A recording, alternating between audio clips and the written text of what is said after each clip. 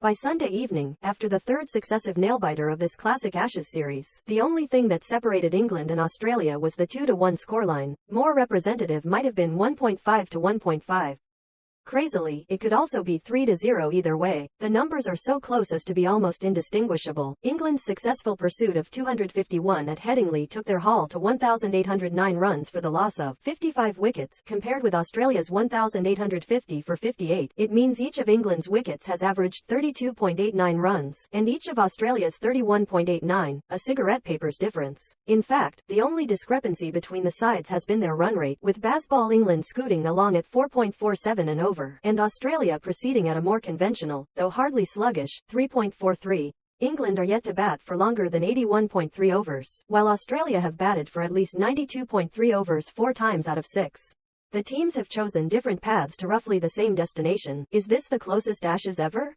Australia's winning margins of 2 wickets at Edgbaston and 43 runs at Lords, followed by England's 3-wicket win at Headingley, certainly take some beating. The last time an Ashes series contained even 2 tight games was in 2005, when England won by 2 runs at Edgbaston and by 3 wickets at Trent Bridge, where they enforced the follow-on. Before that, you have to go back to 1981, the other miracle series of modern times, when Australia's 4-wicket win at Trent Bridge was followed by victories for England by 18 runs and 29 runs at Headingley and Edgbaston respectively. Otherwise, it is even further back, to 1928-29, when 2 of England's 4 wins were by 3 wickets at Melbourne and by 12 runs at Adelaide.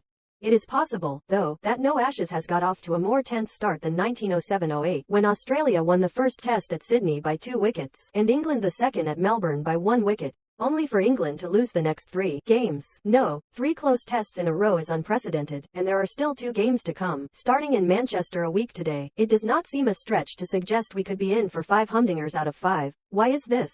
Part of the reason is that some of Australia's big guns have not fired. Man for man, Pat Cummins's team looks stronger on paper than Ben Stokes's, but the loss to injury of Nathan Lyon, an off-spinner with nearly 500 test wickets, has robbed the tourists of a match winner. In his absence, Todd Murphy, 22, was entrusted with only 2 overs during England's run chase in Leeds. Then there is the fact Smith and Labuschagne and Steve Smith have managed just 1 score above 50 between them in 12 innings, the same as Zach Crawley has managed in 6.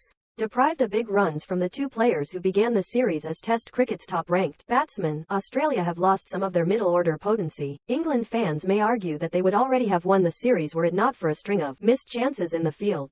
Had they lost in Leeds, the finger would have been pointed at Joe Root, who dropped Mitchell Marsh at slip only 12 runs into his run ball 118. But the main factor keeping these sides so close together is the ambitious cricket being played by England, who forced Australia to set defensive fields from the first ball at Edgbaston. At stumps that day, Australia seamer Josh Hazlewood even suggested his team had done well to limit England to 5 and over. His team have been yin to their opponent's yang, the immovable object trying to blunt the irresistible force.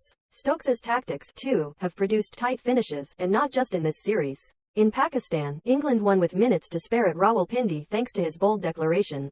In New Zealand, they lost by 1 run at Wellington after choosing to enforce the follow-on, rather than bat their opponents out of the game. And at Edgbaston, it is possible the game would have ended in a draw had Stokes not declared on the first evening at 393 for 8 in search of Australia wickets. When a world-class team such as Australia come up against an England team who are constantly trying to push the boundaries, perhaps it is no surprise we can barely fit a fig leaf between them.